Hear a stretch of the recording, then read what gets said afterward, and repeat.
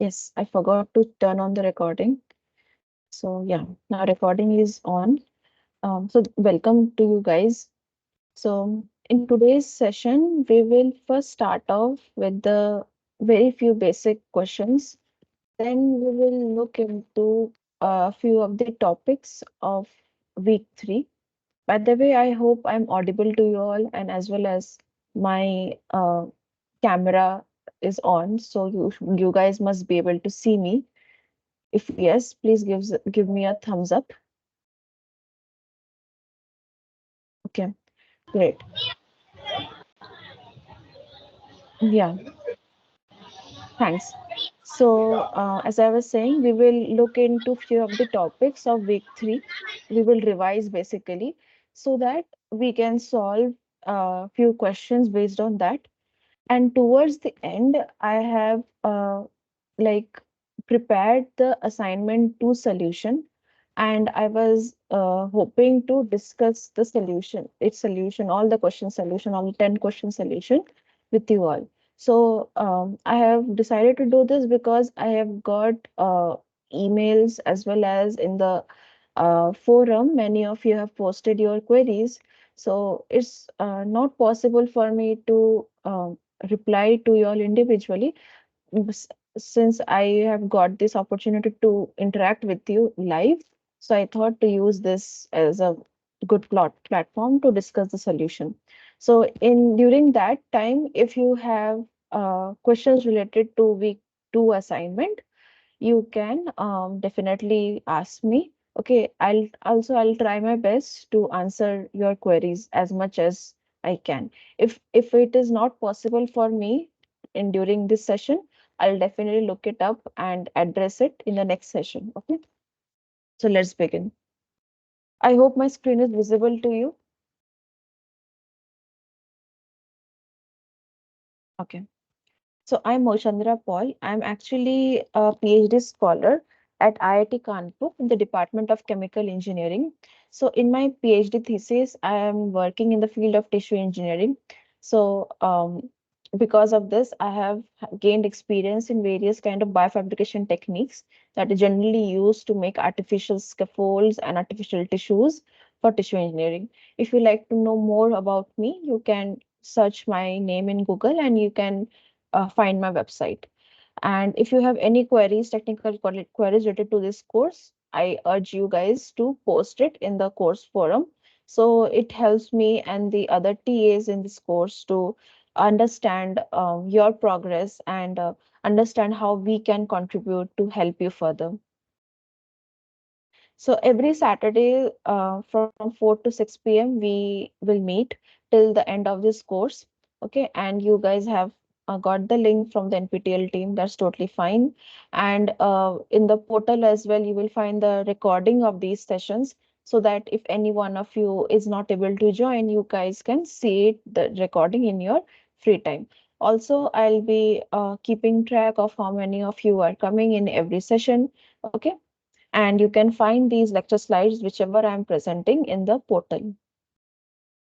So in your like interface, in your Microsoft Teams interface, you won't be able to access the chat option.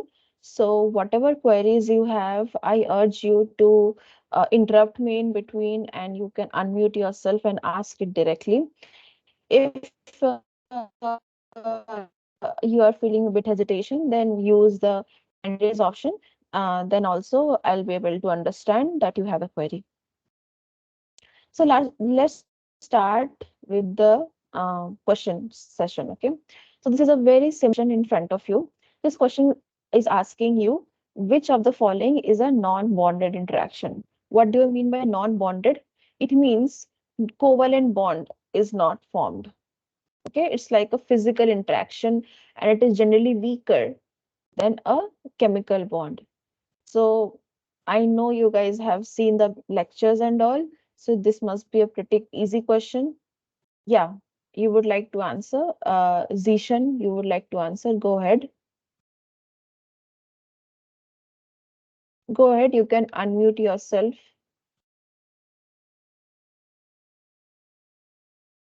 And have you shared the screen? I'm not able to watch what. Yes, I have shared my screen.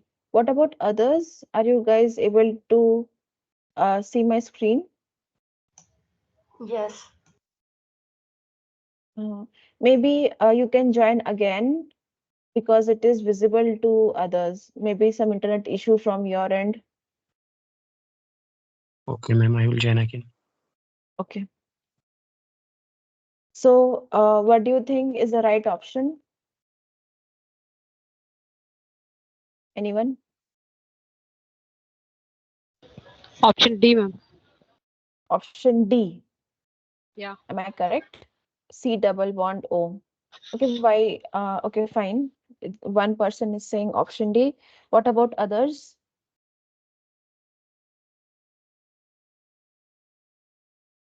Option C, hydrogen bond. Okay, one person is saying hydrogen bond. Anyone else would like to try? Maybe a tiebreaker. Hydrogen bond. Okay, so both of you are correct. Hydrogen bond is a non-bonded interaction because what happens in hydrogen bond, there is a strong, you can say, due to electronegativity of hydrogen and electronegative ion like oxygen and nitrogen, they are kind of like come close to each other.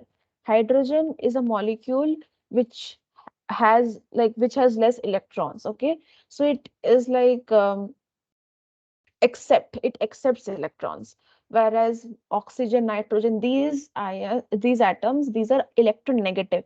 They have surplus of electrons in them. Okay, so they are electron acceptors. So when that is why when these two classes of atoms they come close to each other, they form something called an hydrogen bond, and they it is a physical interaction. So hydrogen, if it finds another oxygen atom which is closer, and it is a distance based interaction. Okay, so if another oxygen atom which is closer to it, then this bond can easily break, and this hydrogen can easily bind to that closer oxygen. Okay, so there is no exchange or sharing of electrons going on. Okay, that is why hydrogen bond is a non-bonded interaction. Interaction happens based on the electronegativity of the atoms first. It depends on the distance of how far these atoms are from one another, and that is why competitiveness also happens. There is no sharing of electrons. Okay, so that is why for this question, hydrogen bond is the correct answer.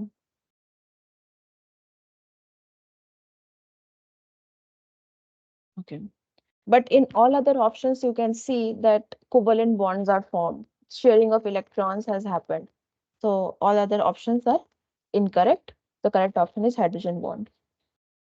Now again, based on your logical understanding of whatever been taught in this course, which of the following four option do you think is a biomaterial used for a long duration? A suture, a orthodontic clip, heart valve, or a dialysis catheter? Option B. Option B. Okay. So one of you have said option B. What about others? Option C, Heart heart valve. valve. Okay, so heart valve, I've heard from one person. Another one other person was saying, I think she was interrupted. You can now speak. Heart valve. Heart valve. Okay, I heard you. Okay, anyone else would like to try? Maybe a tiebreaker.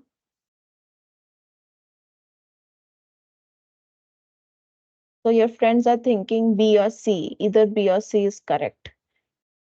Does anyone else think otherwise?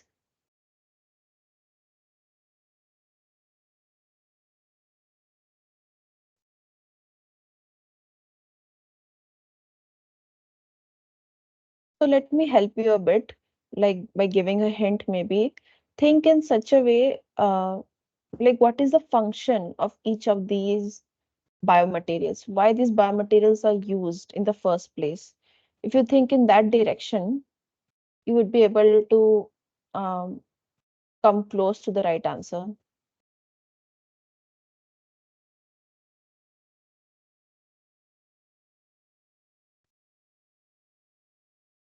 Anyone would like to try?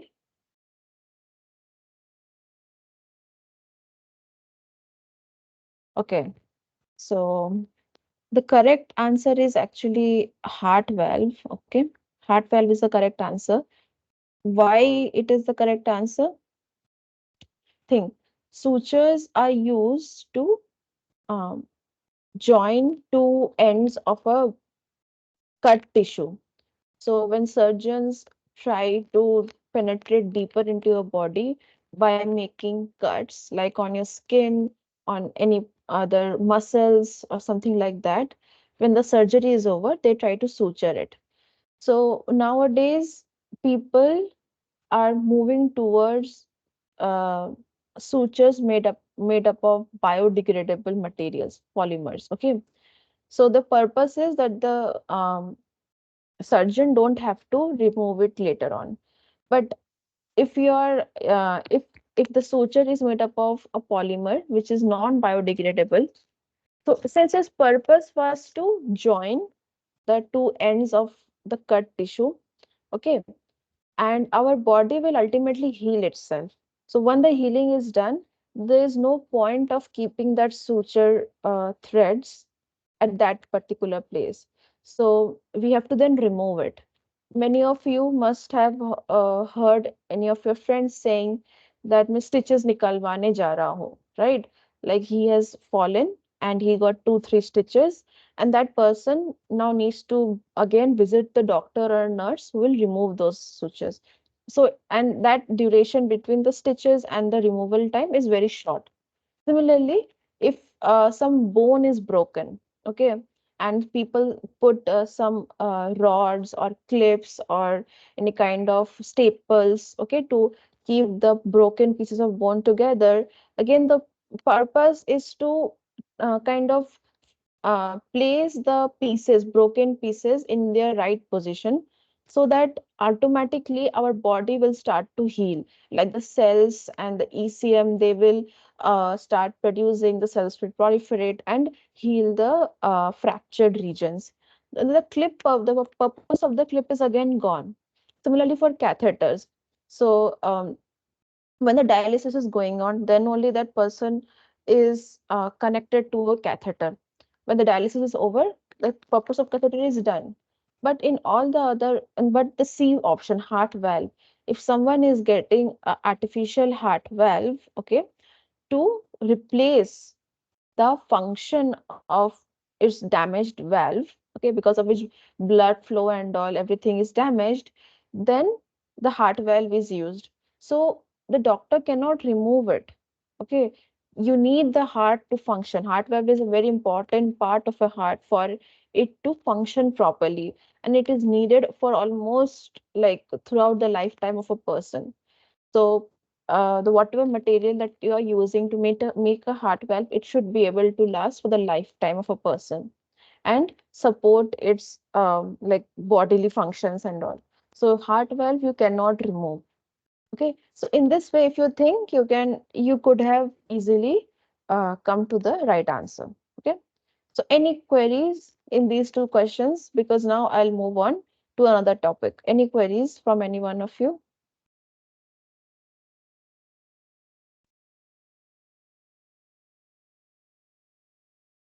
Okay. No queries.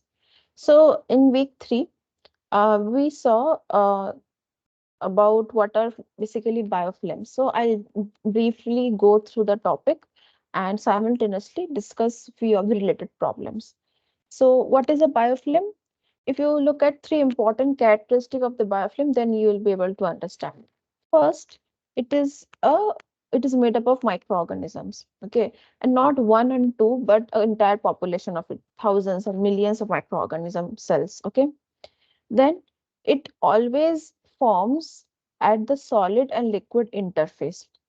Solid and air, at the interface of solid and air or on the dry surface, you will not be able to see a biofilm. but a biofilm forms on a wet, solid surface. Okay. Then another characteristic of biofilm is that the microbes, they surround themselves with EPS or exopolysaccharide, which basically makes the biofilm much more resistant to any kind of antibiotic treatment.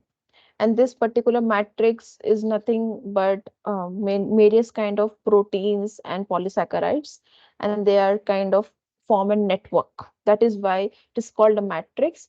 And since polysaccharides and all gives a slimy texture, like mucus like, that is why it is called, or it you can also call it as a slimy matrix is formed. So a biofilm has these three important characteristics.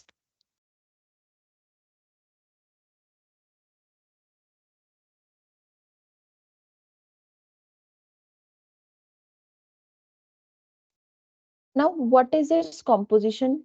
Like, what are the components of a biofilm? Biofilms can be formed, can contain either live or dead cells. Okay, it doesn't necessarily that only the live cells will be there, because over a period of time, the microorganisms cycle very fast. So many of the cells will start dying, where majority of the cells will start living. And since it's a matrix, the dead cells are kind of trapped. Okay. Then it is composed of biomacromolecules like proteins and polysaccharides, which basically make up the exopolysaccharide or EPS.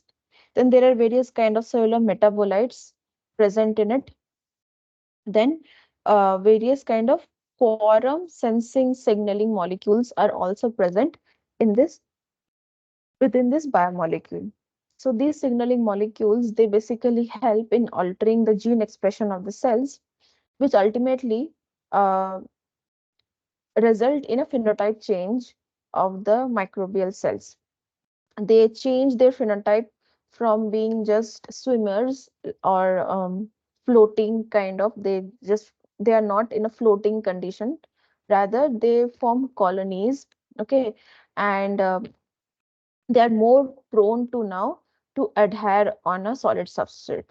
Okay. And when that kind of phenotype has started expressing in microbes, okay, then the biofilm formation will start.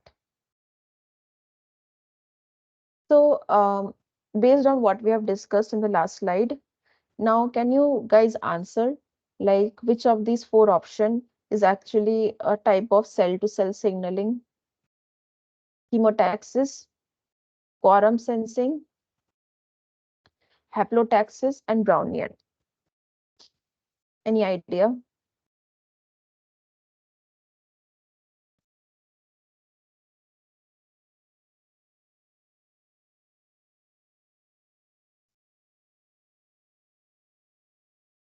Anyone?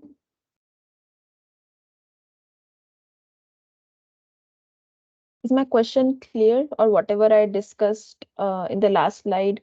Do you guys have any query related to that?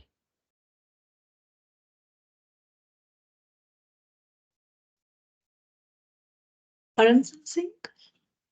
Quorum sensing. Okay, so you're correct. So quorum sensing is a type of cell to cell signaling which happens within biofilms. Okay. Um, so that is it is a special kind of signaling pathway. Whereas other types like Brownian is a kind of motion, haplotaxis, chemotaxis is a type of cell migration. Chemotaxis, it happens in presence of a chemical gradient, concentration gradient, and haplotaxis is again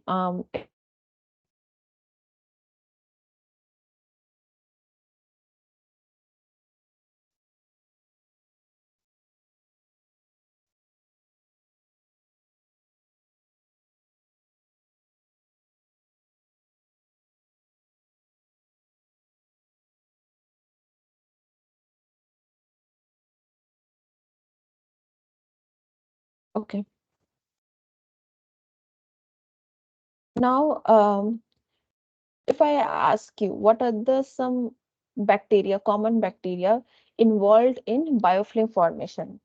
So few common bacteria name that come to my mind are E. coli or Escherichia coli, then Staphylococcus aureus or S. aureus, then Proteus mirabilis. So these are some very common names of bacteria which are involved in biofilm formation. And these are very commonly found everywhere, kind of. Okay, they are most of they serve as a model organism for various kind of studies as well.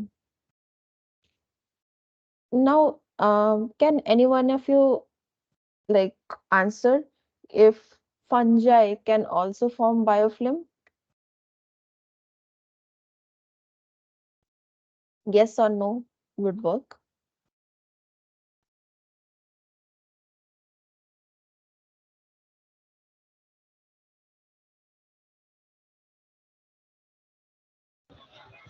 No, ma'am. No, okay. Actually,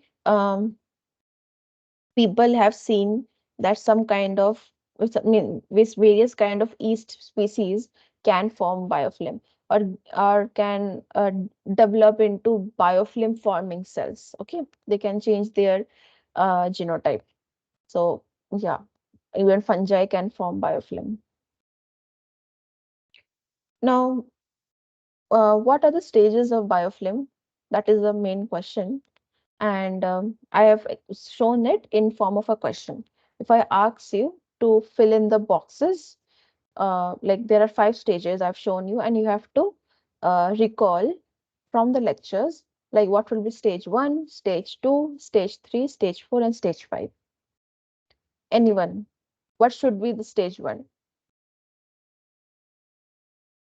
Like initially, bacterial cells, they are floating in the blood, serum, or whatever liquid medium. Okay. Quorum sensing signal. Okay. First stage is quorum sensing. Think about it. Like how the biofilm formation will initiate. That should be your first stage, right?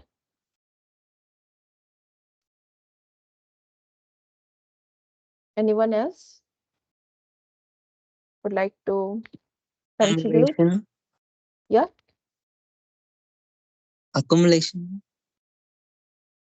Can you complete? It's a simple word. Can you complete your statement? Can you give a complete answer? I mean, Gathering of cells. gathering of cells. Where it will gather? In the interface where the solid Yes. is present.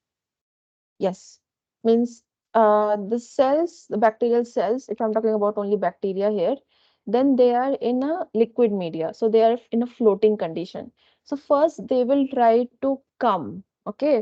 And like few of them will try to will come and come near the solid surface, because at the solid liquid interface, the biofilm formation can begin. Liquid biofilm cannot form, neither a dry solid surface. Okay, so first these cells have to come near or propel near the solid surface. Then what would happen? They will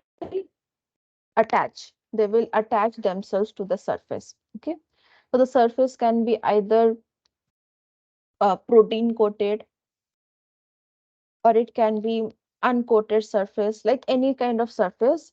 And the surface property as well can affect here, but for now I'm assuming that the surface can promote cellular adhesion. That that surface, onto that surface, the bacteria can now attach.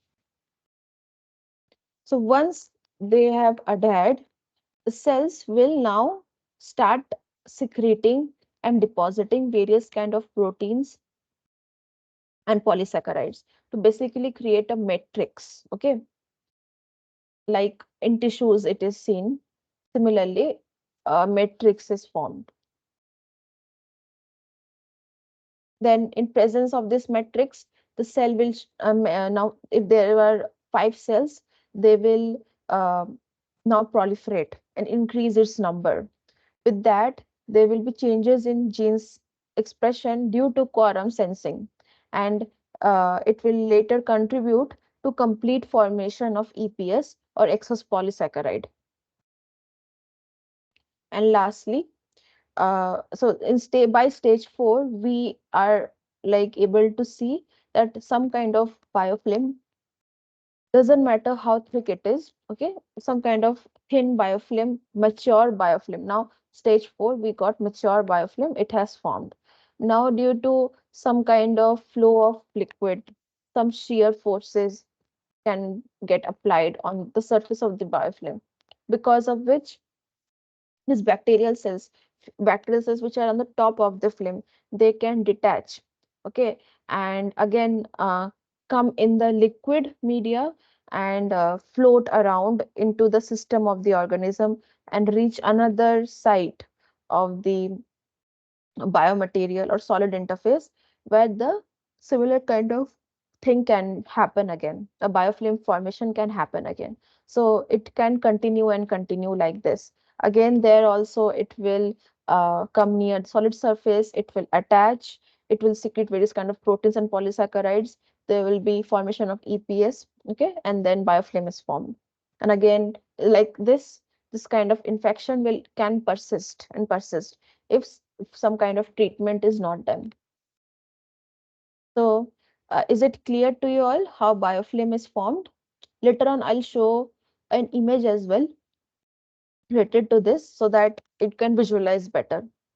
Otherwise, is the steps clear?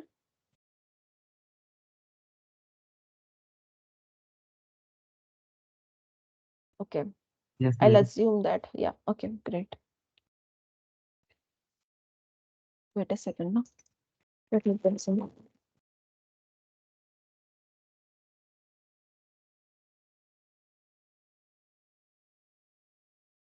Now, the question I'm asking you is, you have to list down the names of some groups, important groups that are involved in bacterial cell-cell interaction as well as cell material interaction in biofilms. Okay. Now, if we look at various kind of interfaces that are there, then there is a biomaterial, right? Then there is the bacterial cells, then the biomaterial and bacteria. These two are main players here.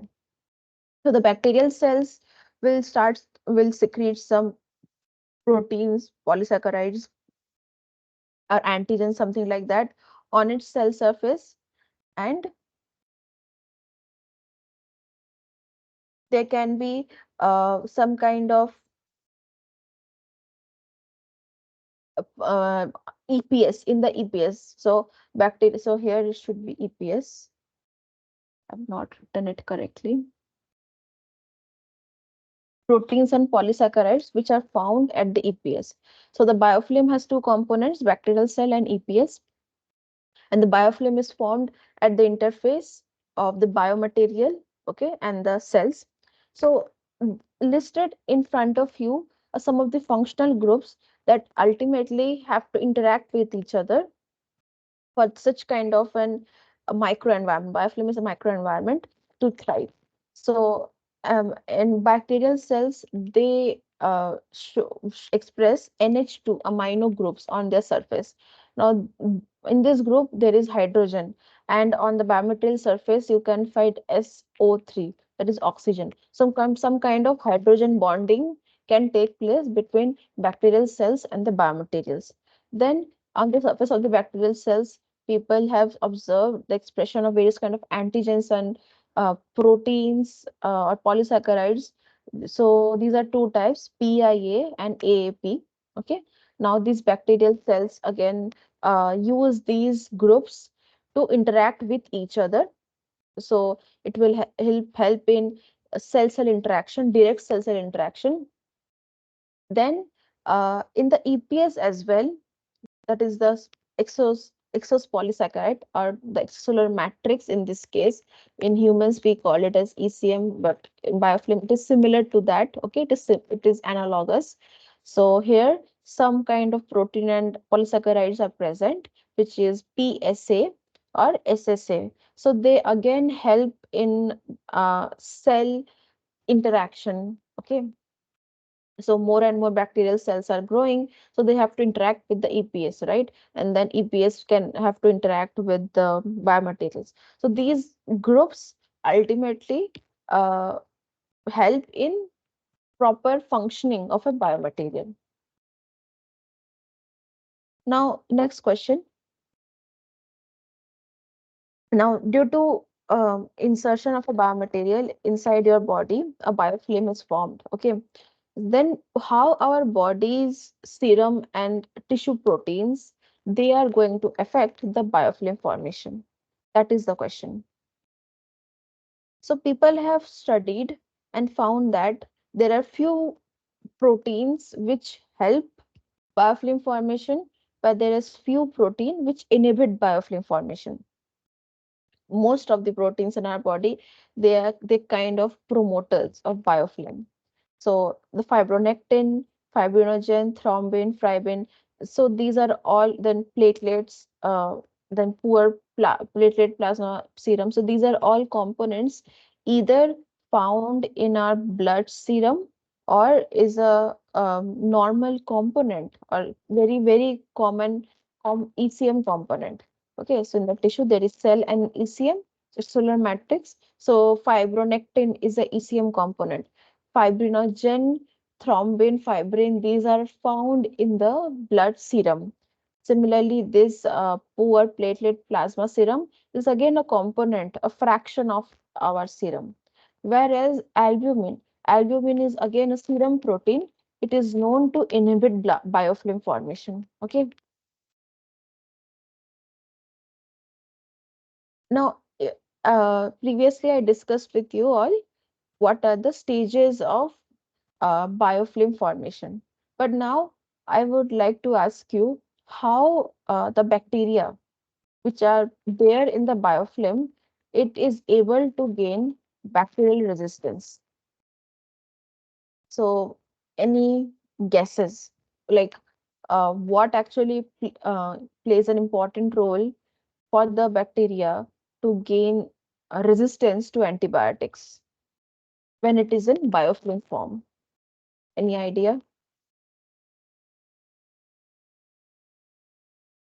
Maybe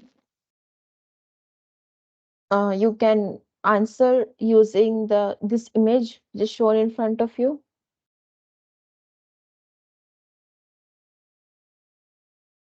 Anyone?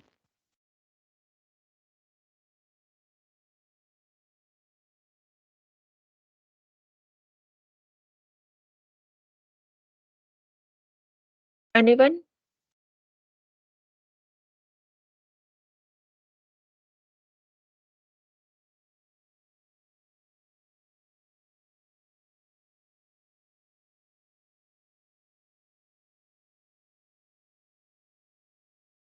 Are you guys able to understand?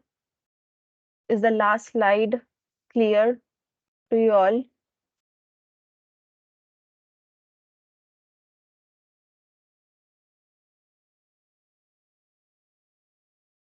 So the question is very simple. Okay. I'm trying to understand from you guys, like how this formation of bacterial biofilm ultimately leads to this bacterial cell to gain antibiotic resistance.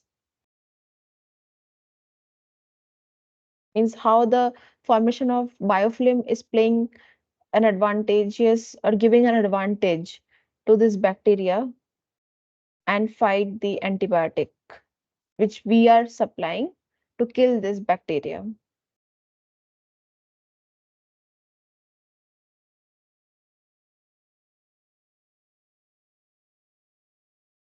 Any idea? Anyone?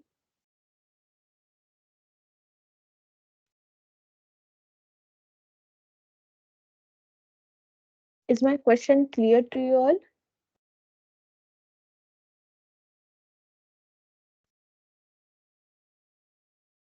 Am I audible?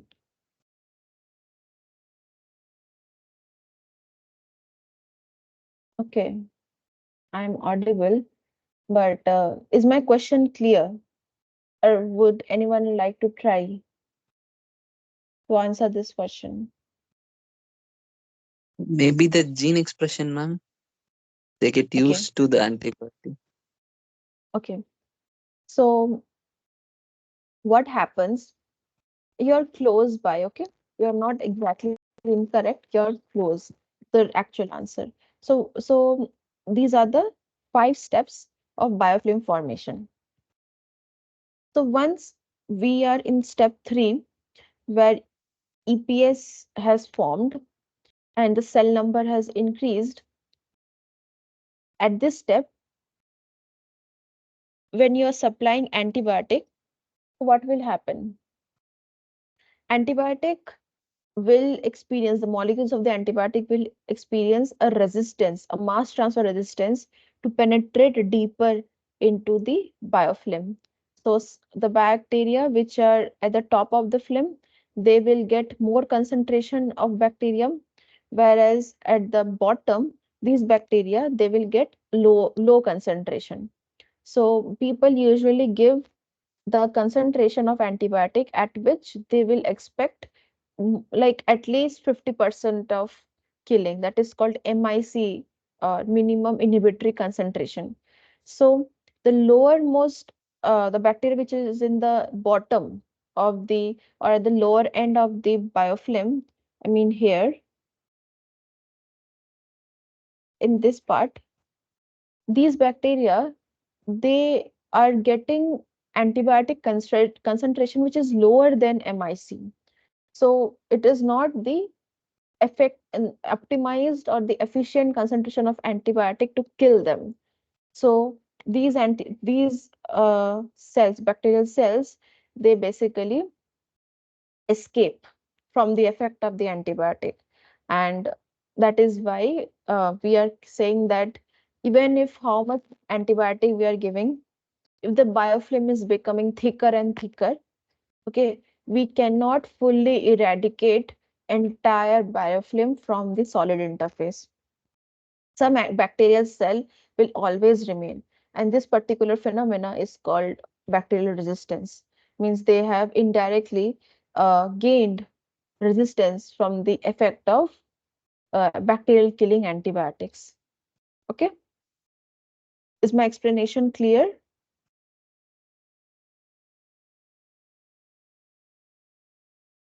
Can I assume that you guys have understood? Okay, great. Now there are various biochemical factors that also help in gaining bacterial resistance. It is, or help the bacteria to gain antibiotic resistance.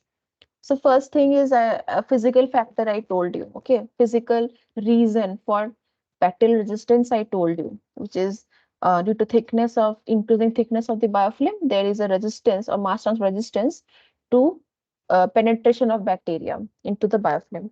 But there are various biochemical factors as well, means which are internal or which is a cellular behavior. Okay, which is the cellular behavior. So what are those? First is the EPS formation that gives a that limits the antibiotic diffusion. That is the physical parameter I've already explained. Now, bacteria itself can secrete various kind of enzymes which can degrade this antibiotic. Okay, so ultimately neutralize the effect of the antibiotic altogether.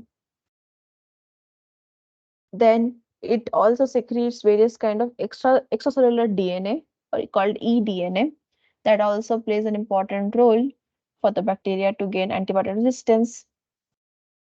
Then bacteria, the cell membrane of the bacteria, it yeah, people have discovered various kind of pumps called efflux pumps. Their role is to throw out any kind of toxic substances or any substances which are toxic to the bacterial cell. So antibiotic is toxic. So if antibiotic tries to enter inside the cells, this efflux pump gets activated and throws it out. So doesn't even allow the antibiotic to function or have any effect on these cells. So if you're able to design a drug which can target these efflux pump, then what will happen? You will stop the functioning of efflux pump, and then the antibiotic, whichever antibiotic is there to kill the bacteria, it can easily enter inside the cell and kill the bacteria basically. Then quorum sensing, as I told you, the main role of quorum sensing is to help the bacterial cells which are in floating condition, which are swimmers, to convert into colonizers, means become adherent on the surface and form biofilm. So how the quorum sensing system is there, okay, what quorum sensing molecules are being secreted. So these all also plays an important role uh, for again growth of the biofilm, and ultimately for the bacterial cells inside the biofilm to gain antibiotic resistance. Now, um, based on, if you have understood the previous slide, then based on that understanding, I want you guys to answer this particular question. So this question states, which factor does not play a role in bacterial resistance? One is antibiotic degrading enzyme, then influx pumps, fibrin, and QS. QS is quorum sensing. Which of these will not play an important role? It will not help the bacteria to gain antibiotic resistance. Anyone? What's QS, ma'am? Hmm? What is QS, ma'am? QS is quorum sensing.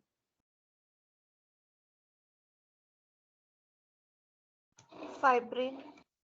Yes, you're correct. So fibrin is a um, like ECM protein, as well as fibrinogen, which is the precursor of fibrin, is found in plasma, and I've already told you that it promotes basically biofilm formation. Okay, so this particular component will not help in bacterial resistance, where all other component will definitely help. Now, slight more revision on what is quorum sensing.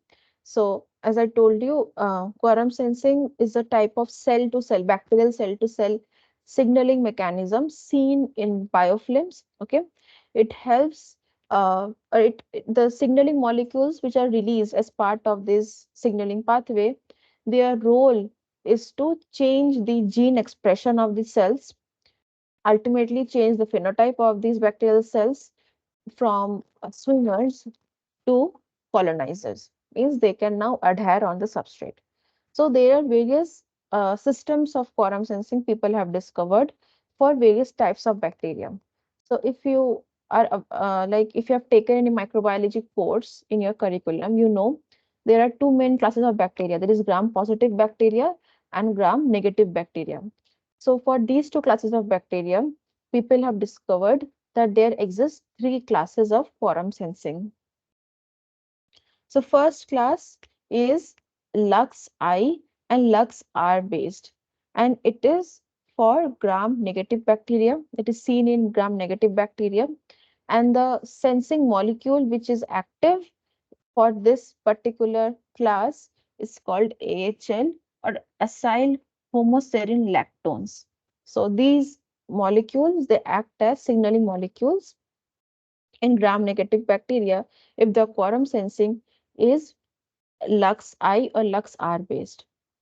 Then in gram-positive bacteria, there is a two-component quorum sensing system is in place. Okay, two-component quorum sensing system is in place, which uses oligopeptides.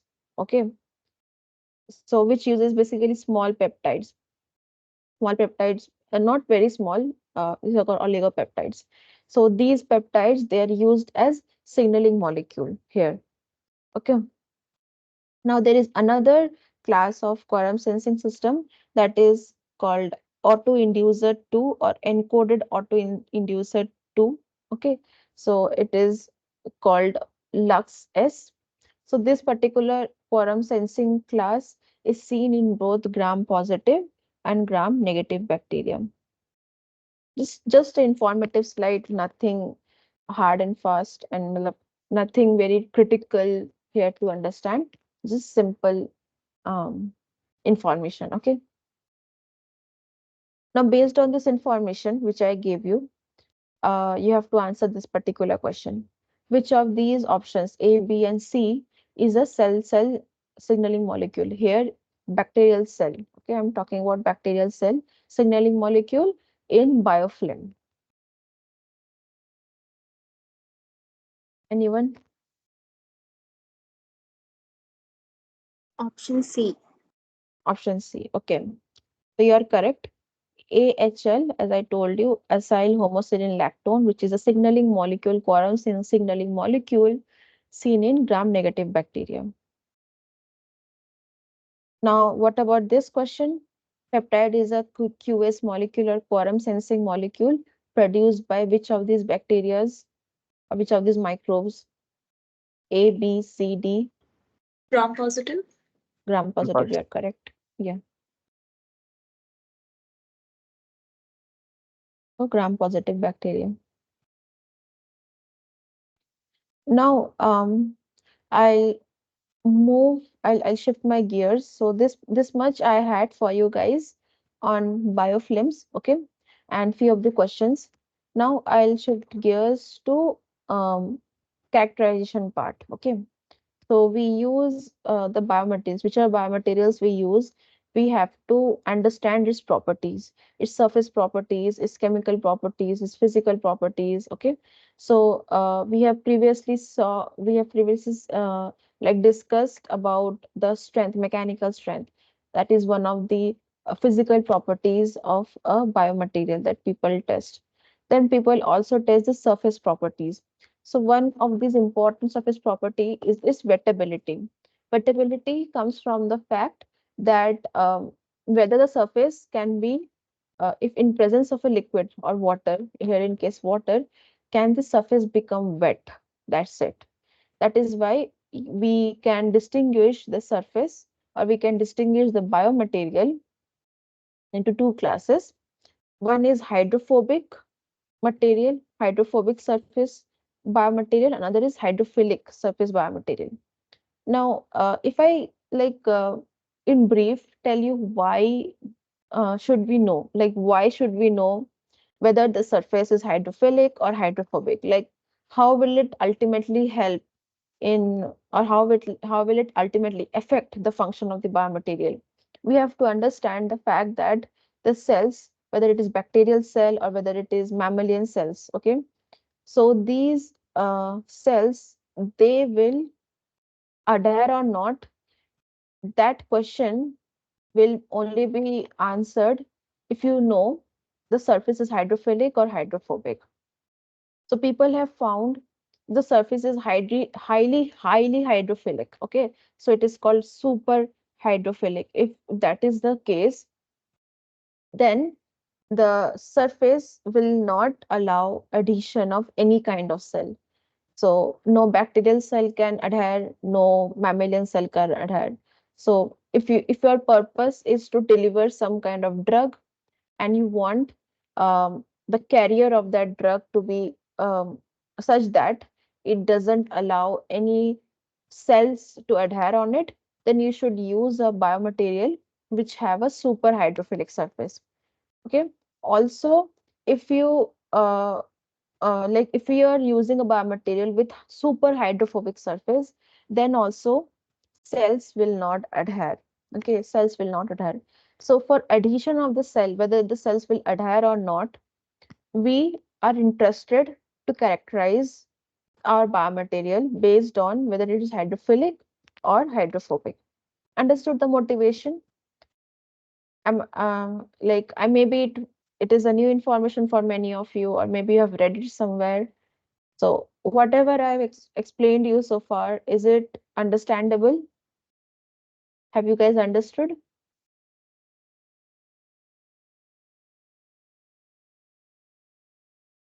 yes, ma'am. Okay. So how do we characterize? Okay, what is the hydrophobic value or what is the hydrophilic value? So how will we quantify basically? How we give numbers? So we do an experiment where we find out the contact angle between a water droplet and the surface. That is called contact angle measurement. And we can do it using various methods that are present in literature. So in this experiment, we usually just on our surface, on our biomaterial surface, we just put a one drop of water and see the shape of the water bubble, water liquid droplet. If it has become completely flat, that means the angle, contact angle of between the water bubble and the surface is less than 5 degree, means close to 0 degree. It has become completely flat. That means the surface is very, very water loving, means highly hydrophilic. Okay, the surface is such that the surface property is such that its surface surface atoms can strongly interact with the water molecules like carbon and oxygen, so hydrogen and oxygen. Okay, because of which it can like become flat. Then if the contact angle is somewhat less than 90 degree, then we call it as hydrophilic, less than 90 degree. If the contact angle is between 90 degree and 150 degree Celsius, then the surface we class it under hydrophobic surface. Okay. And if it is greater than 150 degree Celsius up to 180 degree Celsius, means the water droplet have formed completely as a sphere. Okay. Uh, like complete sphere, then the surface is super hydrophobic. So in this way, we measure the water contact angle, we get some theta values, and based on that theta value, we classify whether our surface is hydrophilic, hydrophobic, super hydrophilic, or super hydrophobic. Is it clear?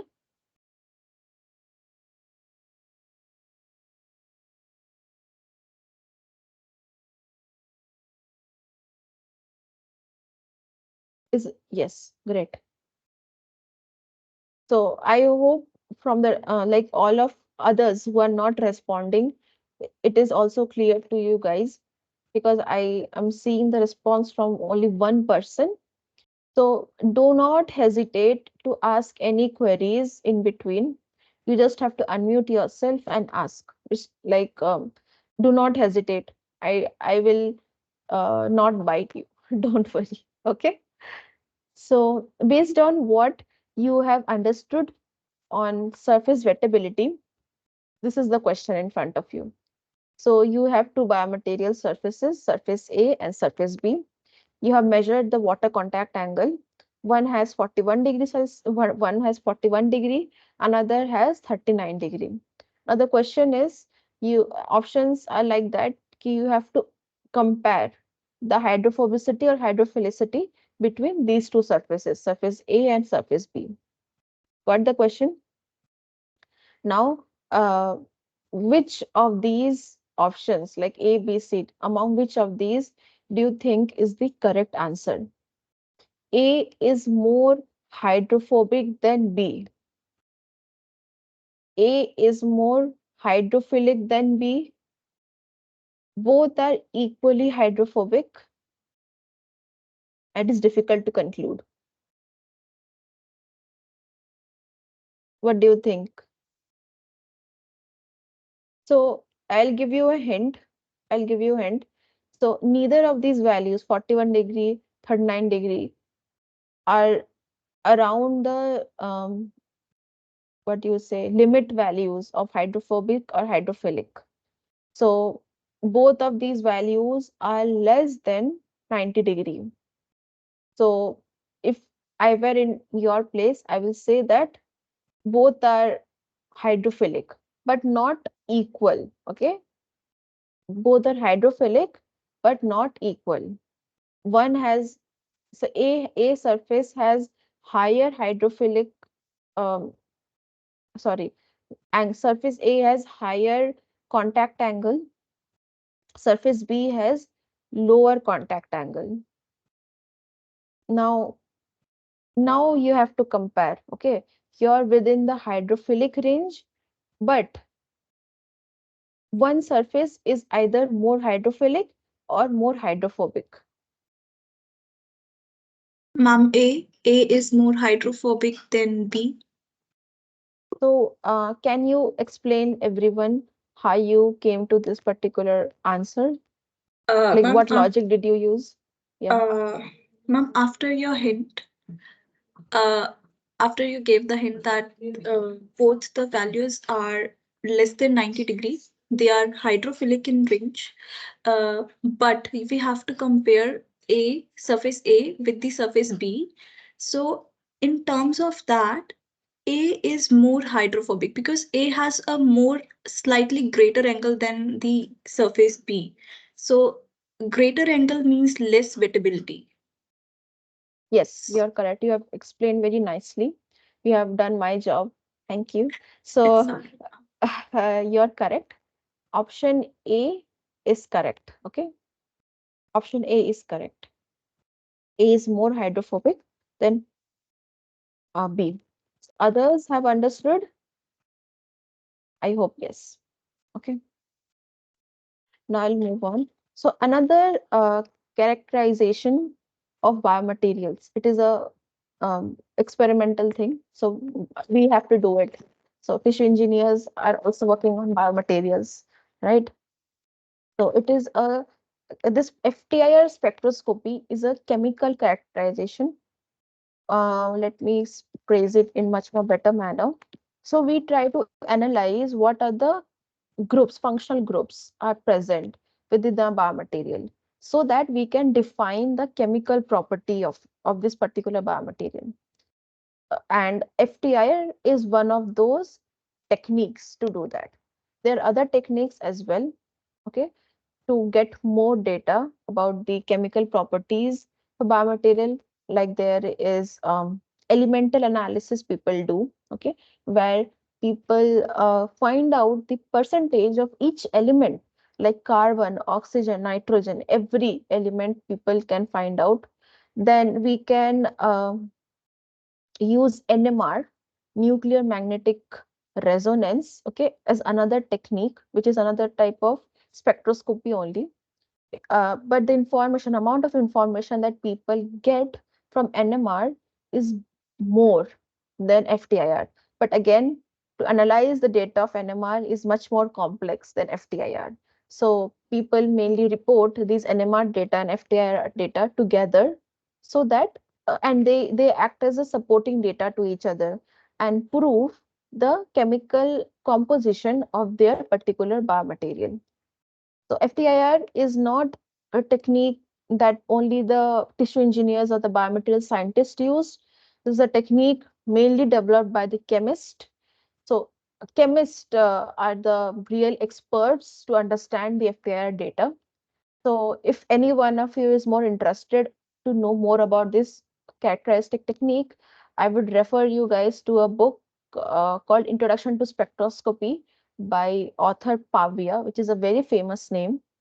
Okay, so from that book, I took this particular FTIR graph.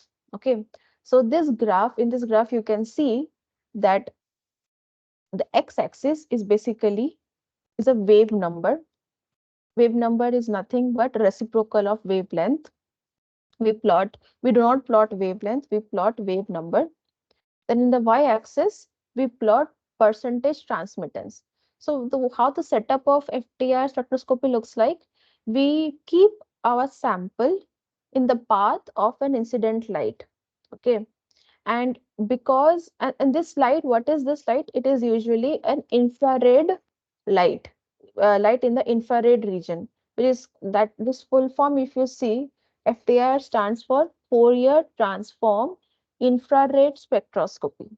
Okay, so in this spectroscopy technique, we use the infrared region of electromagnetic spectrum, and this the cap why IR, because IR has the capability to give energy to the bonds. In presence of IR, these bonds can vibrate, it can bend, it can stretch. Okay, so when you're placing the sample in the path of IR light, this light, the energy from the photons of this light, it will cause bond vibrations, stretching, bending, etc. Okay, and, the light and some energy of the light is absorbed during this motion, and the remaining part of the light, it comes out. That is the transmitted light. So people then use a mathematical technique called Fourier transform to simplify or process the obtained peaks of the transmitted light. And after processing using Fourier transform, you get a spectrum for a particular chemical molecule which looks like this. You will get peaks. Okay, you will get peaks but are inverted. Okay, and some peaks are very narrow, some peaks will be very broad, like this is a narrow peak. You can get a peak like this is a broad peak. Then some peaks are strong. Okay, strong in the say it will be very long in length. This is a strong peak, where this is a weak peak.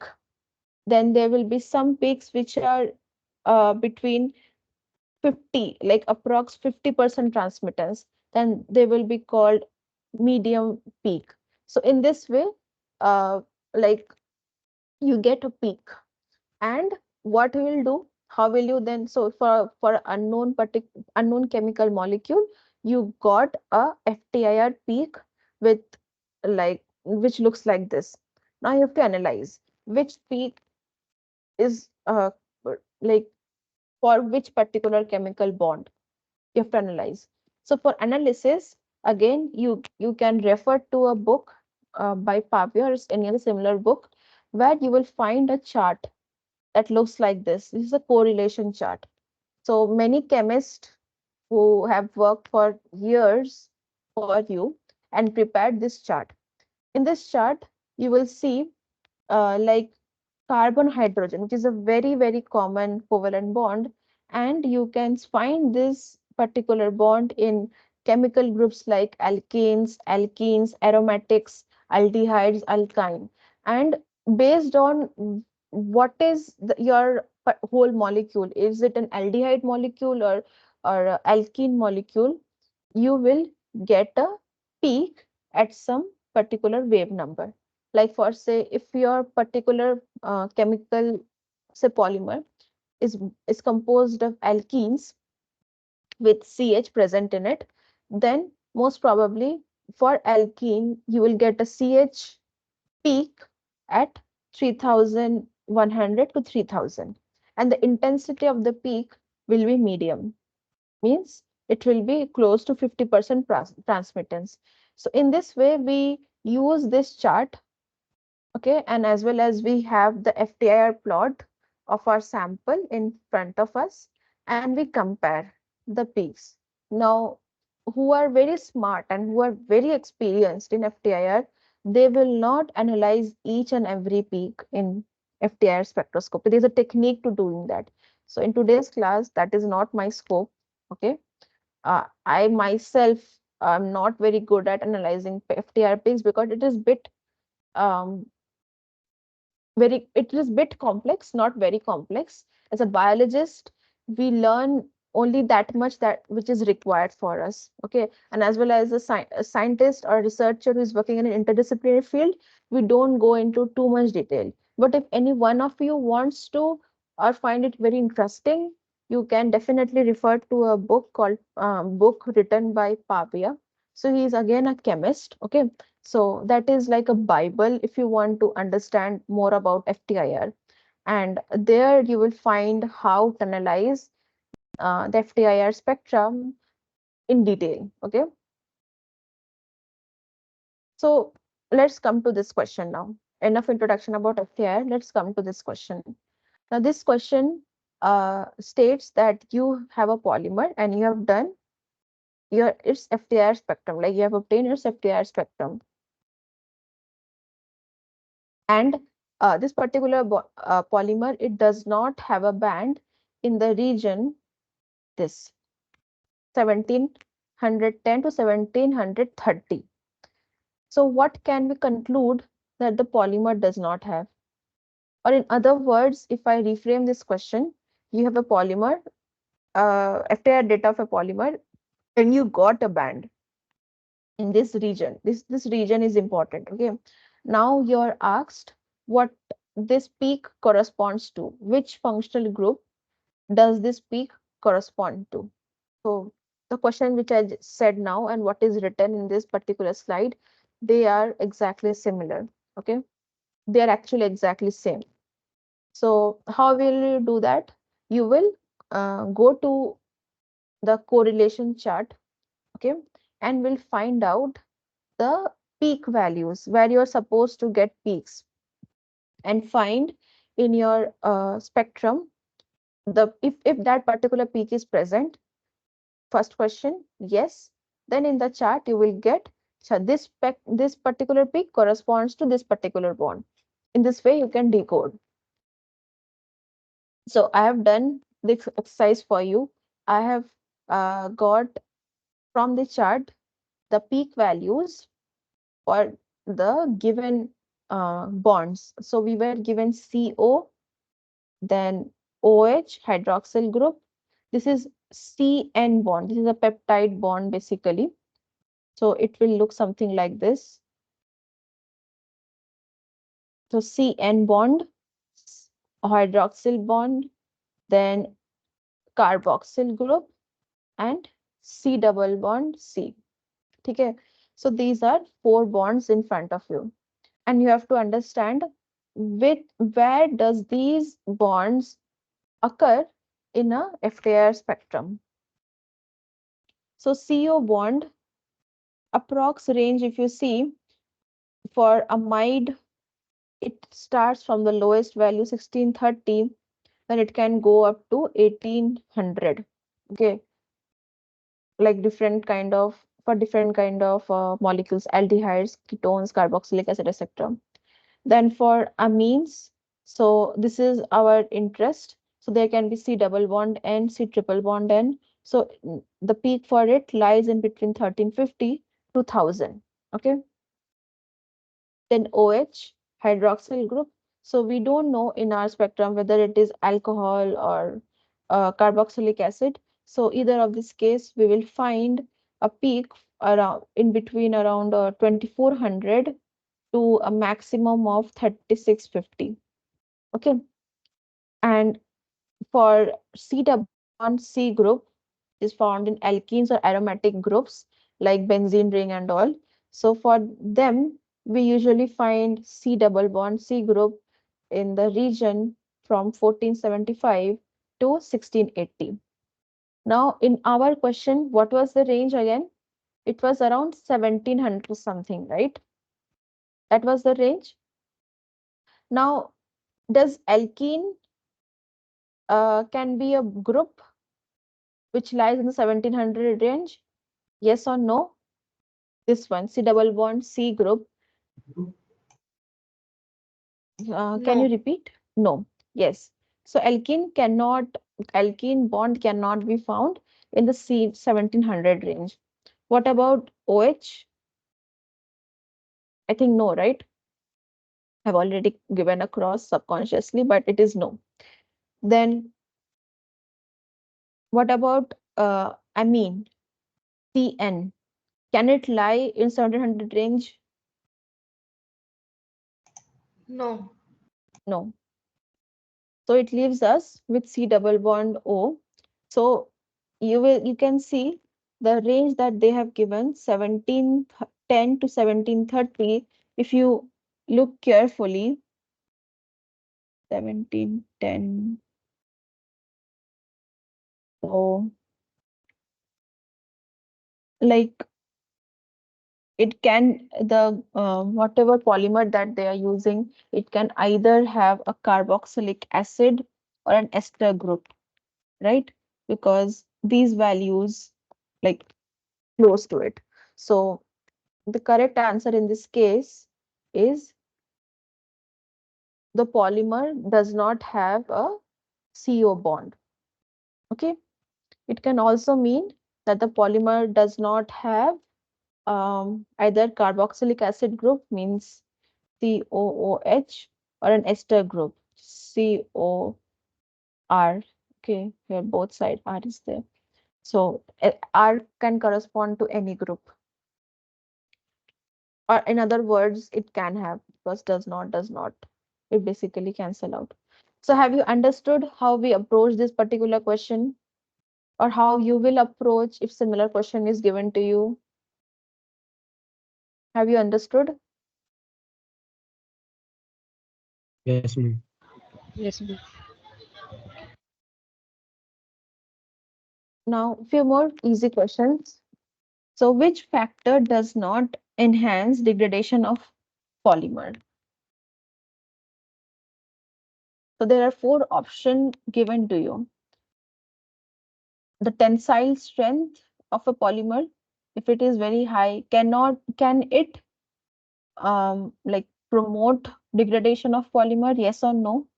If a material is there, if a polymer is there, just having a very high tensile strength, just logically think, can it then promote degradation of polymer?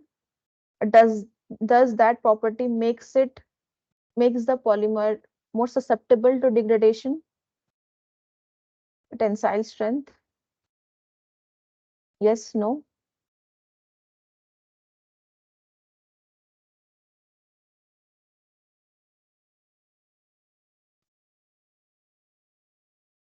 High tensile strength means what? It means the elastic region of a material is large, right? It is large. So it has more elasticity.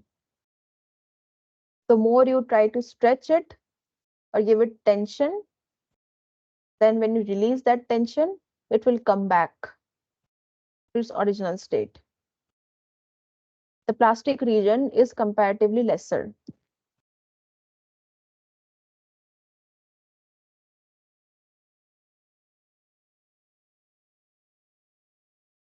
So do you think high tensile strength can, like, then for this particular material, which XYZ, whichever material it has high tensile strength, all right?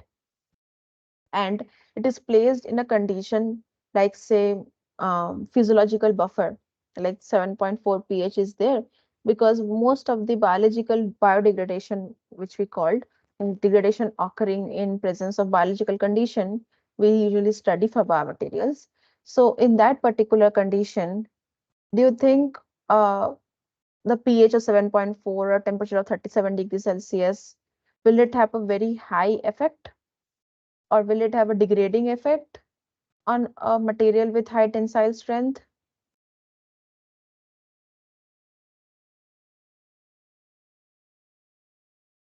Anyone?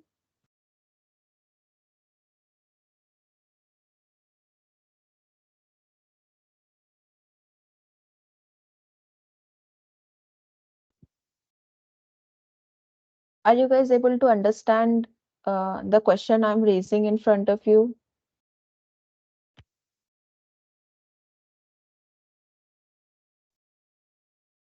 If any query, you can freely ask. It's not a trouble for me. Your response helped me understand whether I'm able to reach to you. Yes, Low molecular weight, ma'am. Option D. option D. Yeah. Okay. So you think the molecular weight, whether it is high or low, so in case low Low. molecular weight, it will Yes. have a higher impact on uh, degradation, or does it means the question here asks opposite what I'm saying. The question asks here, which of these factors will not have a high impact on degradation of polymer? That is the question here. But I'm asking opposite of it. I'm asking, uh, like, say, tensile strength or amorphous nature, or low TG value, that is glass transition temperature, or a low molecular weight. Will it have more or enhanced degradation of polymer? I'm asking the opposite. Which of these factors will contribute to degradation of polymer? So, Amorphous. okay. So you're so if you're answering to my question, not to what is here, you are correct. Amorphous nature of a polymer means the atoms and all will not be in a orderly manner, right? So if any particular physical condition, say presence of tension or presence of compression or shear, this particular amorphous material is more prone to crack formation due to its imperfect crystalline nature. So amorphous polymers is slightly more susceptible to degradation than a polymer which is crystalline. Okay. Then another question. Then one for option B, we know that this particular uh, amorphous nature of the polymer will actually enhance the degradation of the polymer. So for this particular question, amorphous is not the answer. Now, what about other options? And this way we have to rule out each of the options and arrive at the right answer. What about tensile strength? What about glass transition temperature? Logically things, how it will affect. Yeah. Excuse me, ma'am. Ma'am, I think to this question, A is the right answer. High tensile strength will not enhance degradation of polymer because it has the high elasticity region. So even if the tension is great or something, it will come back to its original state.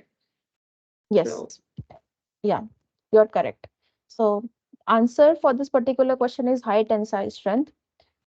Um, but if I were to, so you have like walked through the path. Maybe others are finding it difficult. So for them, I'm explaining why other options, like as I told you, amorphous nature of a polymer will promote or will enhance degradation. Okay. But if the material has a high tensile strength, the degradation or the chances of it being degraded is lesser. Okay. Even in presence of tension or compression. Then if a material have a lower glass transition temperature, so it's a polymer. So for polymers, we study the melting point. What is the melting point? What is the glass transition temperature? And yeah, these two are important temperatures for polymers.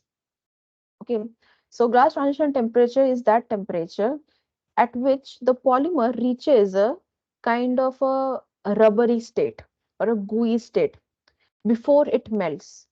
So glass transition temperature is always lesser than melting point. At melting point, the solid polymer converts entirely to its liquid form, whereas in glass transition temperature, it converts from a solid state to a rubbery state. And after glass transition temperature, it is much more easy for us to deform it into any shape we want. Okay, that is glass transition temperature. Now, if you're using a polymer whose glass transition temperature is near the room temperature, like 25, 20 degrees Celsius. So in that condition, do you think like it will contribute to its degradation faster or not? Yes? No? Any other opinion? Are you guys able to walk through the thought process which I'm posing in front of you?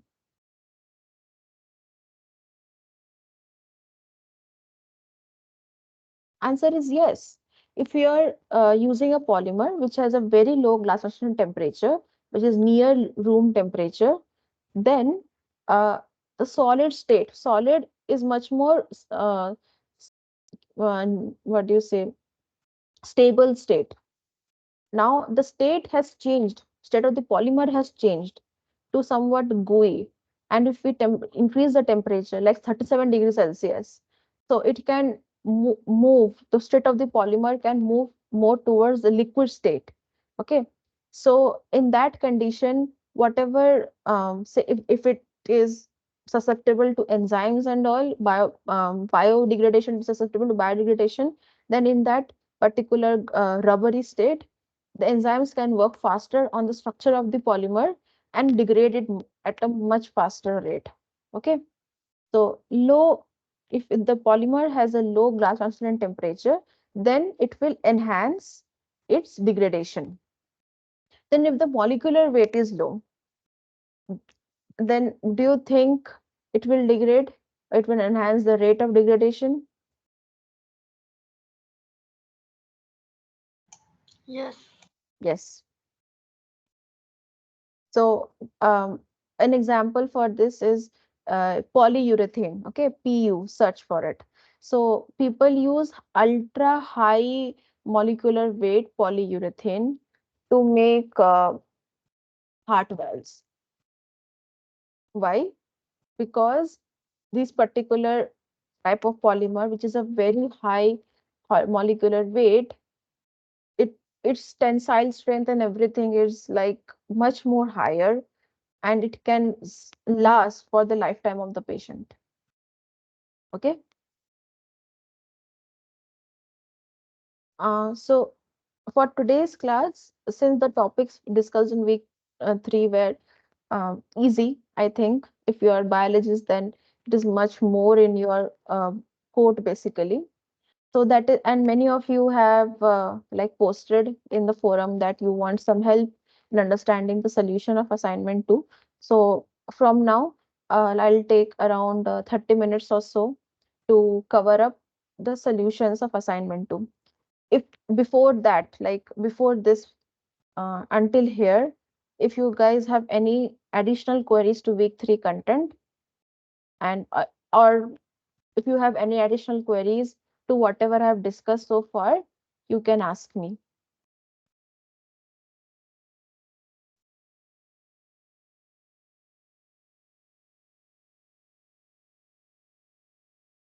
Okay, no queries, great.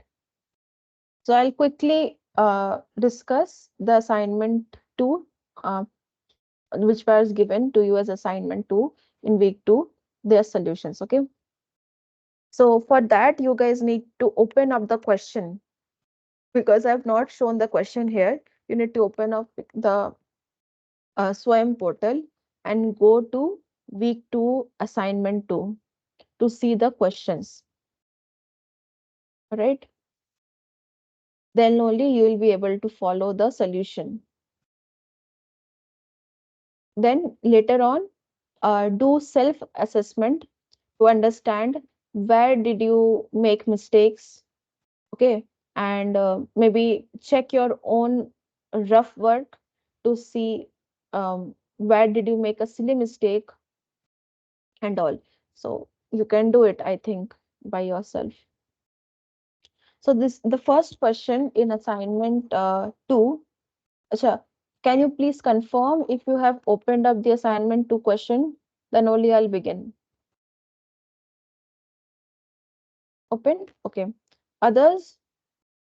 Okay, great. So the first question is asking you that given is a stress versus strain curve, and there are four curves basically, A, B, C, D, and among those four curves, you have to tell which of these is the behavior of hydroxyapatite. Now, hydroxyapatite is a type of a ceramic material. Okay, and from discussion in week 2, we know that ceramics, they are brittle material. Their tensile strength is high. Okay, but they are not they do not have a very long plastic region, which is why their fracture point comes very early on. So if you observe curve A, it is similar to what I'm trying to say here. That is why for question number 1, the answer is A. Okay. Moving on to the second question, it is related to this curve only, stress versus strain curve. In this curve, in this question, you are asked which of these material represents which of this curve represents the material with lowest Young's modulus. The lowest Young's modulus means the elastic region is shorter first, then the slope of the elastic region, that is also very less. Now, if you compare A, B, C, and D, especially the elastic regions, A has the highest slope, B is second highest, C is the third highest, whereas if you look at curve D, the elastic region, not the plastic region minded, there the slope is the least, okay, which is why answer would be the fourth option, D. So curve D here represents the material with the lowest Young's modulus. All right.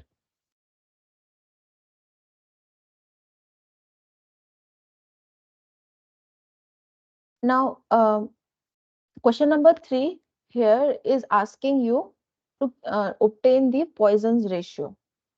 So those of you who have not attended my previous week's problem solving session, where I in detail explain what is Poisson's ratio, can like revise with me.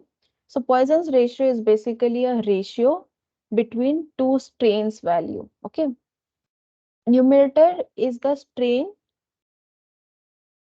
corresponding to the perpendicular direction of the force. So if the force is applied in x direction, then in the numerator, we will write the strain value, which is that will be in the z direction. Okay. And denominator corresponds to the strain value, which is applied in the parallel direction of the force. Okay. And Poisson's ratio is always have a negative sign in front of it. Why negative? So if the force is applied in x direction here, then the simultaneously in the z direction, the diameter of the, say in this particular diagram, I have shown a cylinder. So the diameter of the cylinder, it will reduce. So in one direction, the length will increase, in other direction, the length will decrease. So because of which Poisson's ratio is always negative. So based on this brief understanding of what is Poisson's ratio, we have to answer which of these is correct. So, given this particular formula, strain in the perpendicular direction, strain perpendicular direction is Ez divided by strain in parallel direction, that is Ex. So, it will be negative of, always a negative sign will be there, negative of Ez by Ex. So, option A is correct here. So, how many of you have done question 1, 2, 3 correctly?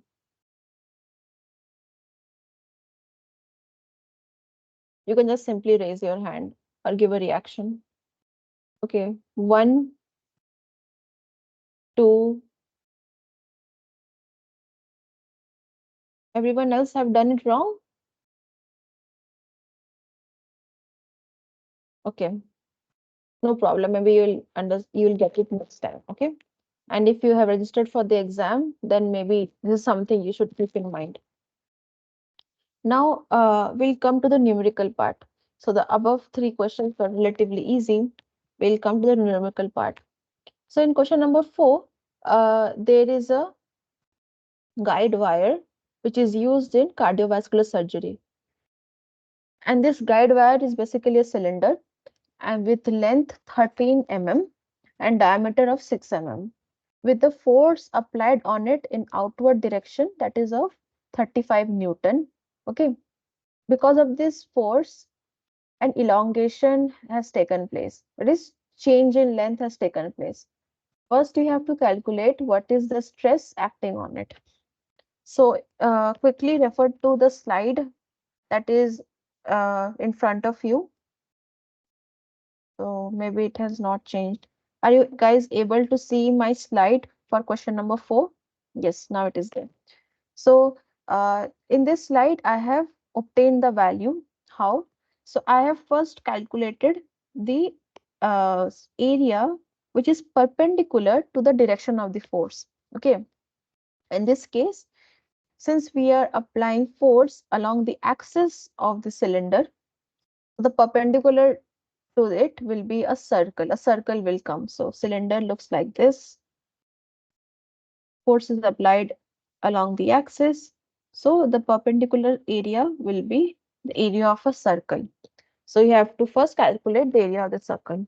The value will be 28.27 mm square. Okay. And use this area to calculate the value of stress or sigma, which is nothing but F by A. F value is given, that is 35 Newton. A is AU value of A or area you have calculated just now. So the answer will be around 1.238.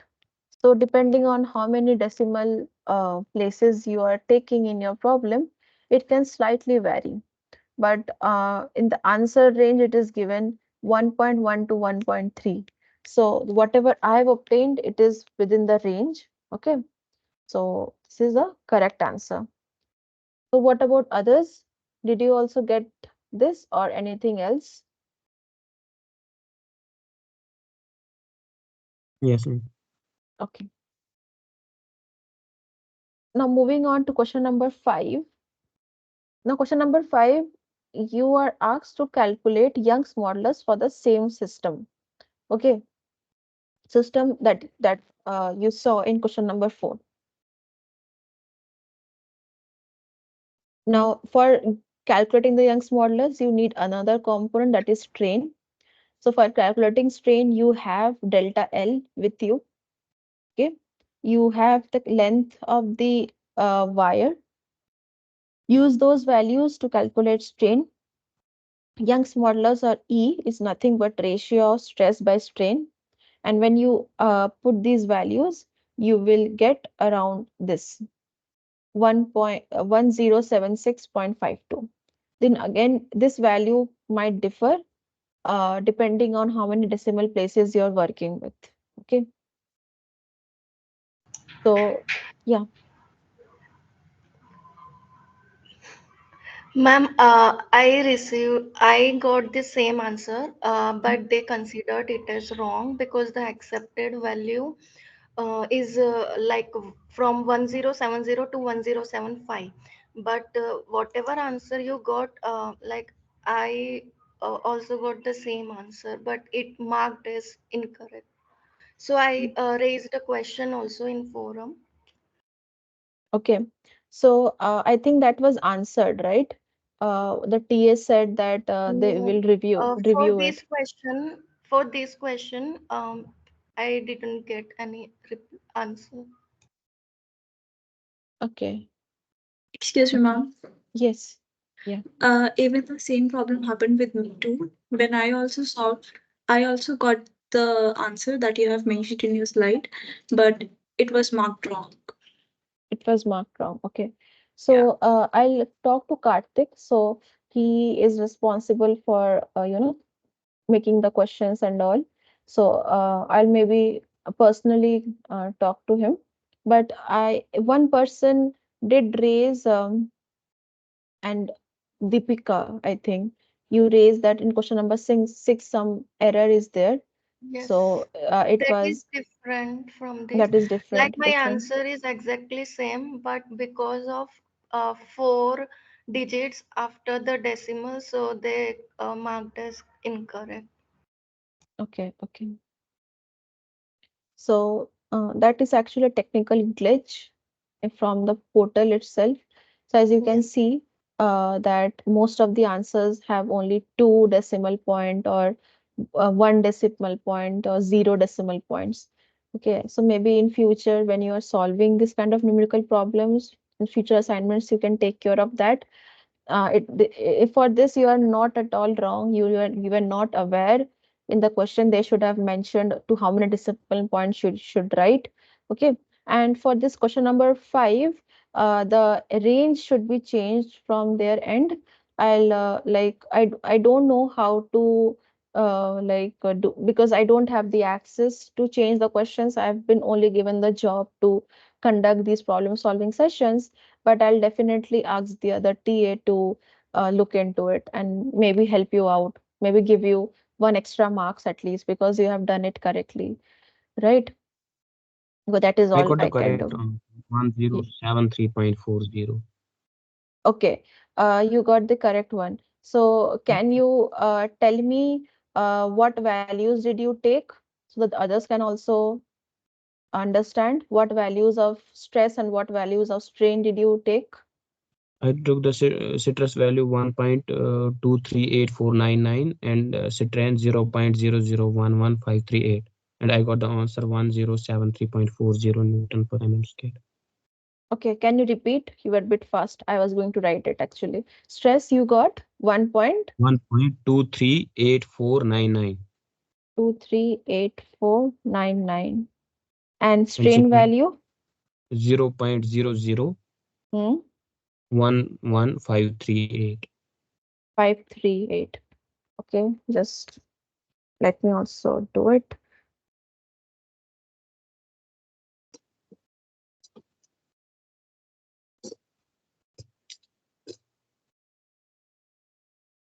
Okay, so he got it. Okay, maybe some like he took a really long decimal point, you know.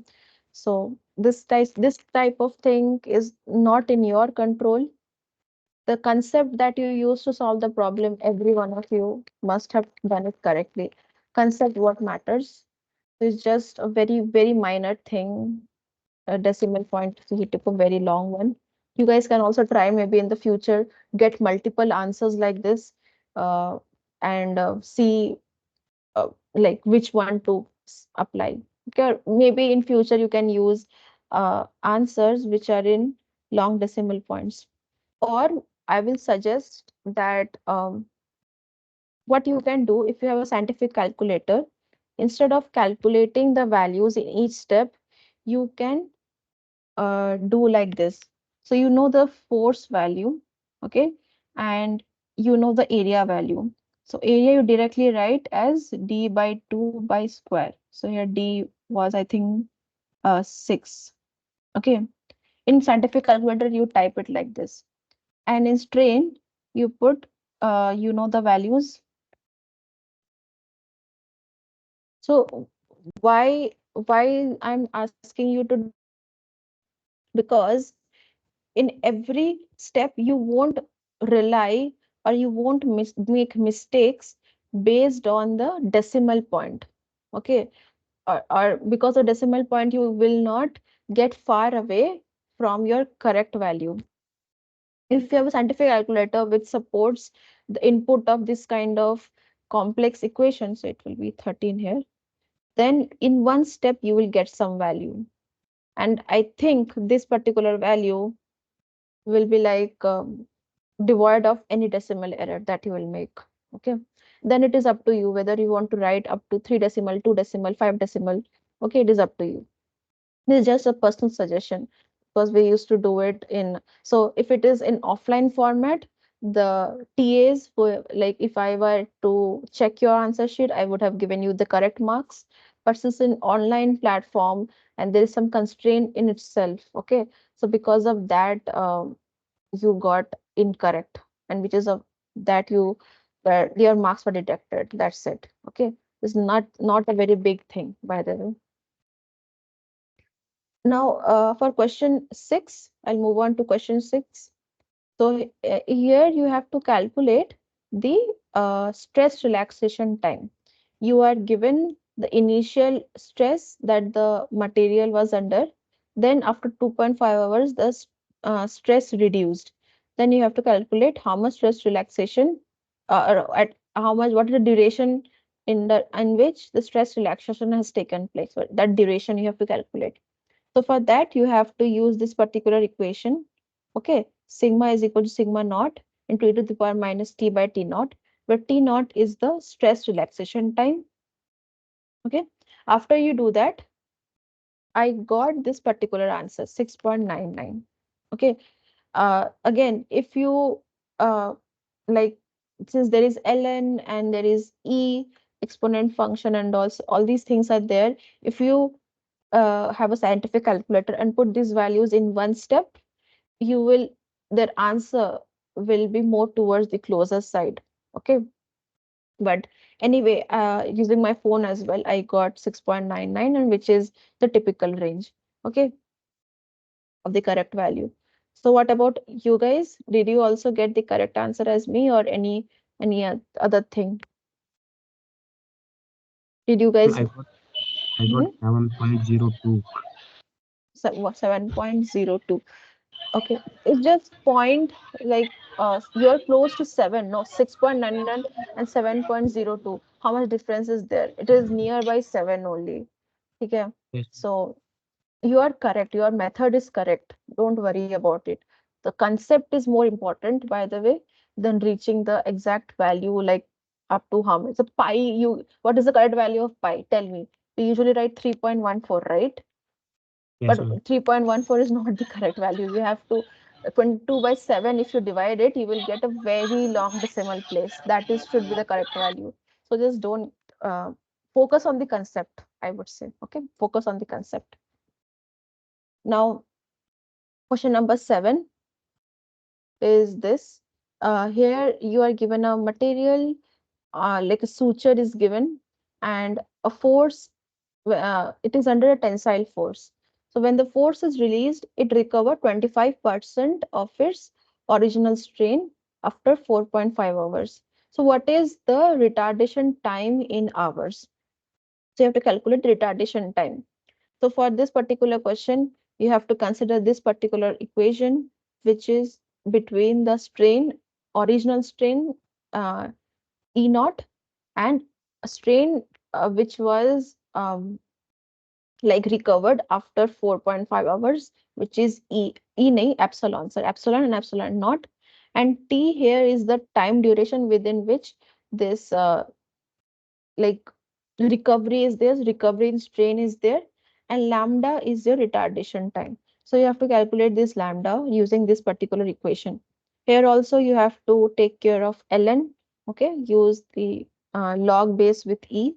And so I told you, right? So if you put all the values in one step, okay, you compress your equation, you compress your step in such a way that you get the value of the variable in one step and put it in a scientific calculator, you will get much closer answer. All right, so I got 15.64, which is again in the typical range as shown in the portal.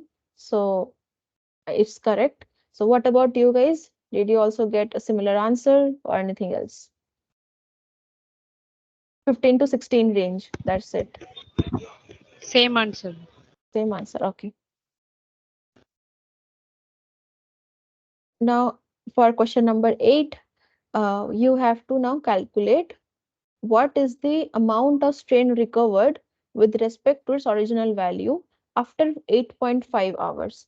So here retardation time is a constant value for materials. So for a biomaterial, that is suture here. So keeping that value as constant, we have to now get epsilon by epsilon naught ratio. That ratio we have to get. So again, we have to use this particular equation. Here lambda we know from question number 7. T is given, it is 8.5 hours now. Okay, earlier it was 4.5 hours. And solve the right hand side of the equation. So you have to again put this value in a calculator and you will get it. So I got around 42% of the original strain was recovered when the force is released. So 42% is the answer. So they are again suggesting 41 to 40 to 42.5 is the range. So what do you guys think? What did you obtain?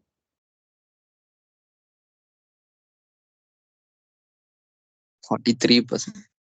43%. Again, 42.5, 43, how much difference is there? So maybe like try again, okay? Check the decimal places, how many decimal places you are using, all those things. So I think you will definitely see that it was nothing. I was worried about nothing. So your concept should be correct. All right.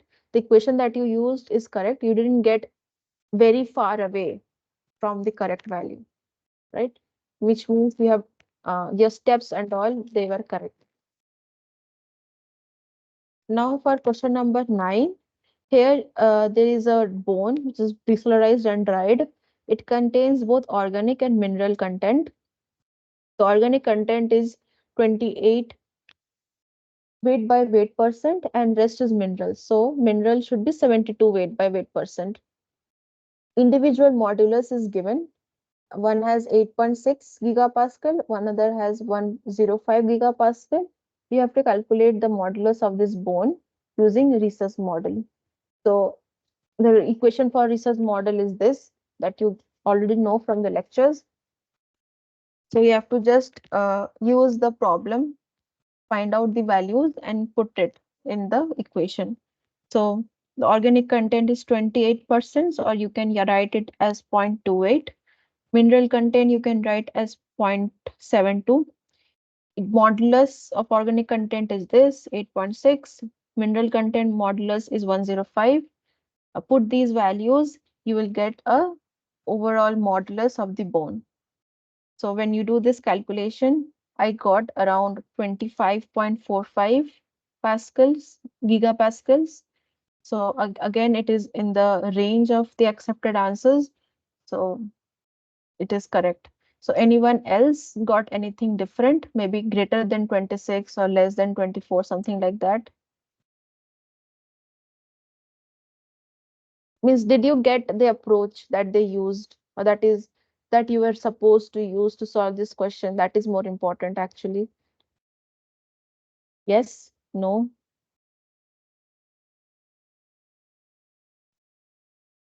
Similarly, if you were asked to use the Voigt model, okay, instead of rhesus model, then the same values you have to put, but in a different equation.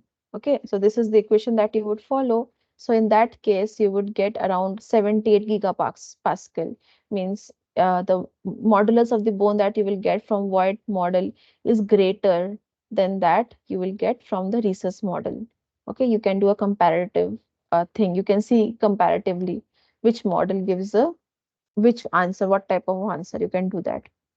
Now, the last question in the assignment was this.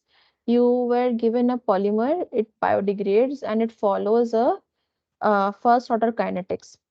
Due to biodegradation, its initial weight was 2.8 to 10 to the power 5 units, and it degraded to become 1.2 10 to the power 4 units in 190 days. Okay. Now you are asked what will be its molecular weight after 275 days. Now in this question, it's a rate kind of thing, kinetics equation. You have to use the first order kinetic equation. So the equation will look something like this. Okay. For this equation, you have to first find out the K value.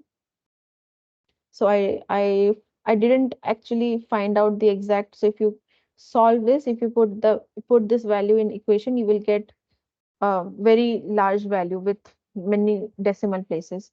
So what I did, I just got expression for K. Then I like added this expression of K in my final equation. In that way, I got the value of W. So since in the again in the range it is not given, right? 2930 to 2935. I don't know why. Okay, but I'm like close. Okay, I'm like close. 29,000 something, 2900 something. The answer should be. So what about you guys? Did you also get an answer similar to me, or you got exactly the correct answer, which they were supposed to, which they were asking about? 2996. 2996. Okay. Like similar again very similar. So see, the ln is there, no, so you will get numbers with large decimal places, which will slightly make the answers or the numerical values slightly different. They should have given us larger range. You are correct, by the way. This concept that you have applied should be correct. So that's it for today's class then. If you have any additional discussion that you guys want to do, I'm like, I have time, so I can take it up. Any additional thing, any additional concerns, or anything that you didn't understand and you didn't get time to question it? Maybe you can raise your queries now.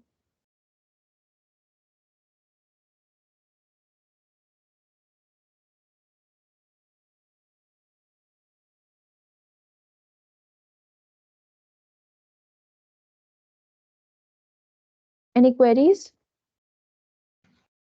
Ma'am, for this strain recovery, there are two equations, right? Epsilon final is equal to epsilon initial exponential raised to minus t by lambda, and other is epsilon final is equal to epsilon initial 1 minus exponential raised to minus t by lambda.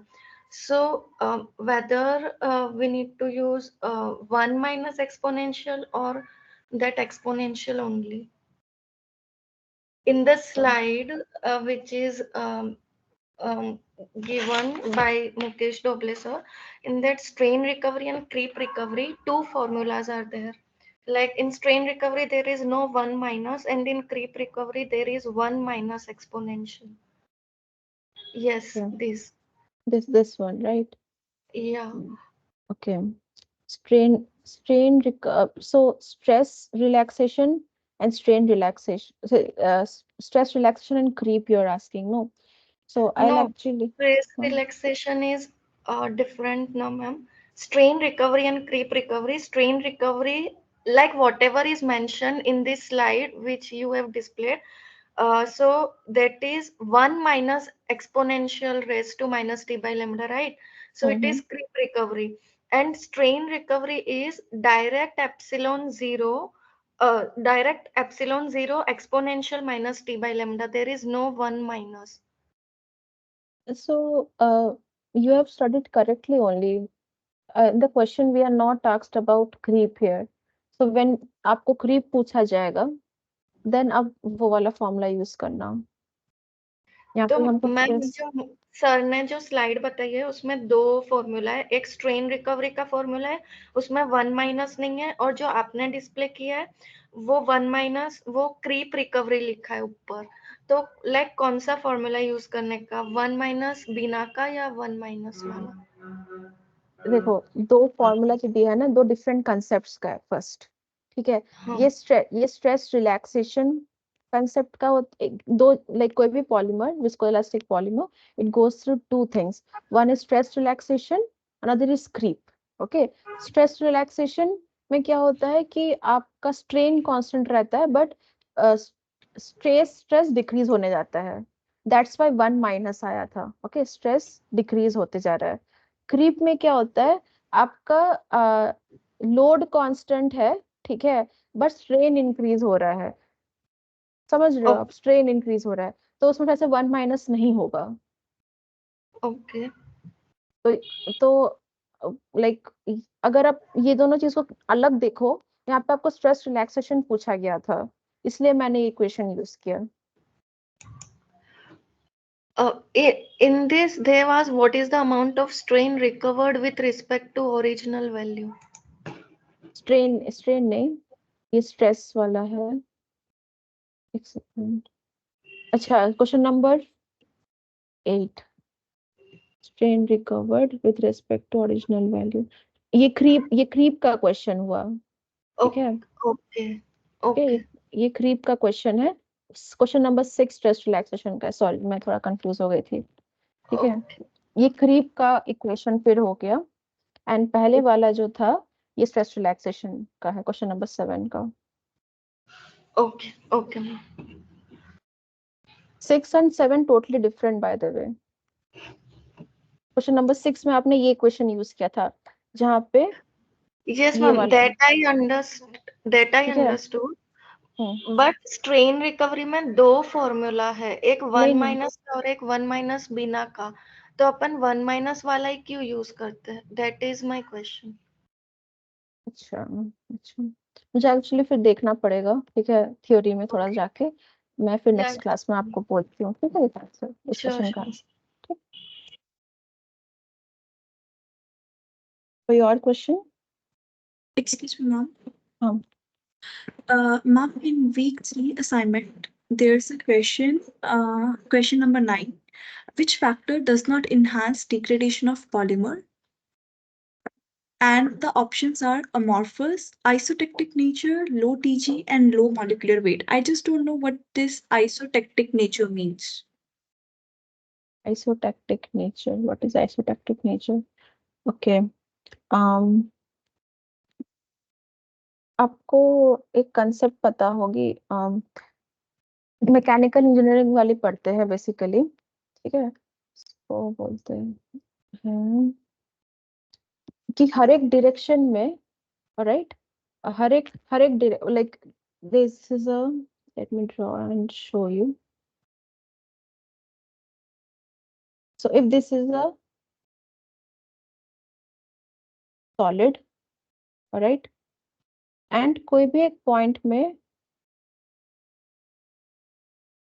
कोई like any property like light वगैरह आपने stress वगैरह लगाया, now this is 3D substrate, right, it that particular property have a will have effect on all the three directions.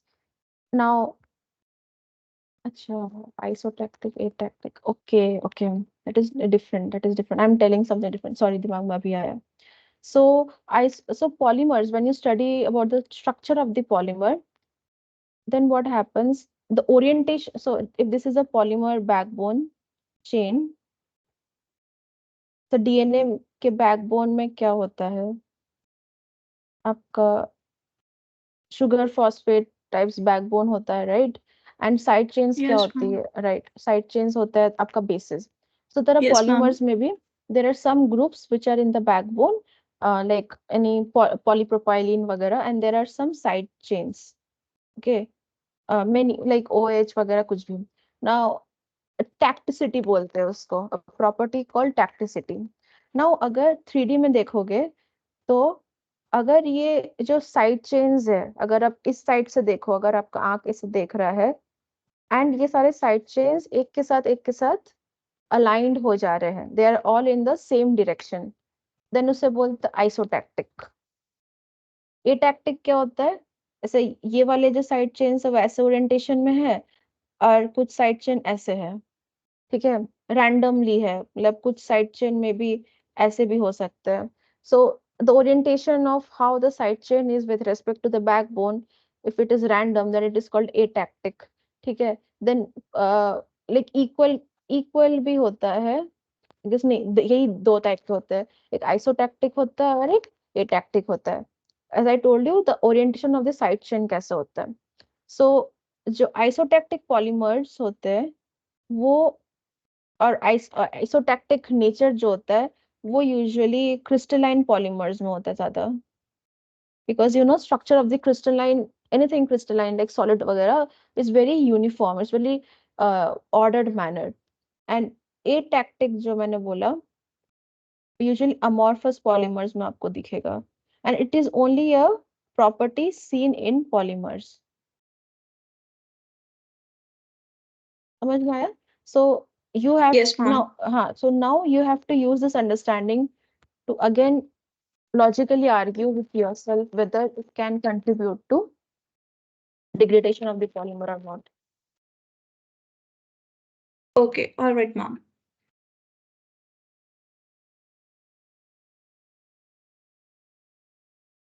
Any other queries? Ma'am, for the Yeah. Bolo? previous question, the creep recovery defines as strain when strain is a recovery force, right now, ma'am? Question number 4. 8, no, the previous question, 8 in week 2. Why 1 minus exponent? We were discussing, no, ma'am. Right. Actually, I told her that I'll look. Actually, I don't myself know the significance, like how these equations were derived in the first place, right? So That professor one, has, uh, yeah. So is I it need like to look at myself. Bolo. is it like the strain is slow, no, ma'am? So the creep defines as the strain is constant, the strain is continuous and the stress is constant, ma'am. So the question it states that the recovery forces slowly, so maybe we use creep for that purpose, I guess. Can you explain again what you just said? Like repeat again, actually. Let me, yeah, Bolo. In question, it states that the tube is recovering slowly, no, ma'am. Hmm? The the strain is slowly recovered, no ma'am, in question. Elastic material slowly recovers its original length. Mm. I'm not satisfied with this explanation myself. I'll look Okay. into the lectures again. Okay, I'll look into the lectures again and maybe uh, Google something, and I'll try to answer this question in the next session. Give me some time. Okay. Okay, I'll answer this question next session. Anything else?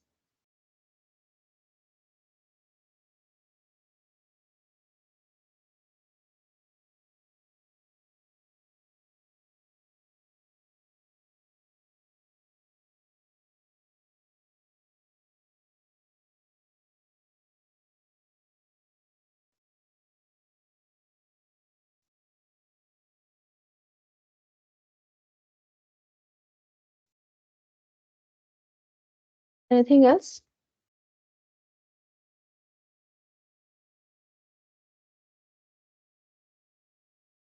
No more queries? Okay, so if that's the case, I'll say goodbye for today's session, and I'll see you all next week.